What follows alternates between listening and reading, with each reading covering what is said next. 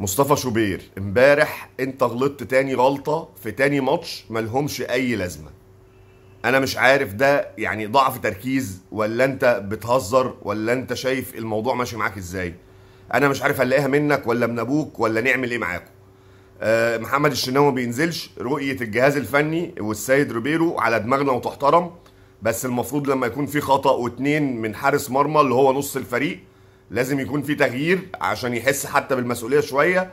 والشناوي احنا عارفين ان ليه اخطاء بس كل فين وفين، واي جون في الدنيا بيخطأ، لكن الخطأ المتكرر ده مش مقبول.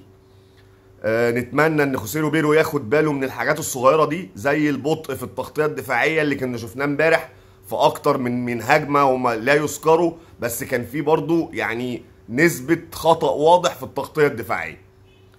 نتمنى ان احنا نشوف الاهلي فيه ثبات للتشكيل، ونتمنى روبيرو يكون واعي شويه اللي بيحصل، ويكون فيه تشكيل ثابت، ويكون الاهلي ليه ملامح بالنسبه للتشكيل، يكون في ناس ليها ركيزه اساسيه بنستند عليها في الملعب.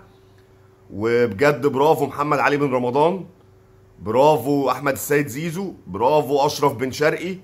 اللعيبه دي لازم تثبت يا جماعه في التشكيل. انا ممكن من وجهه نظري المتواضعه ان مثلا يعني تريزيجيه يريح ماتش يلعب ماتش، لان حتى او مثلا شوط وشوط، لان اداؤه البدني ما بيديناش زي ما احنا عايزين، او ما فيش منه المردود اللي احنا منتظرينه من اللعيب المفروض بيلعب قدام وبيمسك الكوره وبيحرك وبينقل. فالموضوع محتاج بس شويه رؤيه من الجهاز الفني.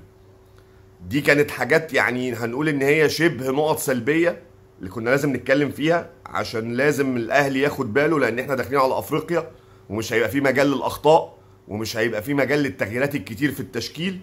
واكيد كلنا بنفهم كوره وعارفين معنى ان التشكيل يبقى ثابت، ده هيفيد الفريق قد ايه. دي كانت نقط قصيره كده مهمه حبيت اتكلم معاكم فيها، واتمنى اشوف ارائكم في التعليقات. وما تنسوش فولو ولايك لو الفيديو عجبكم.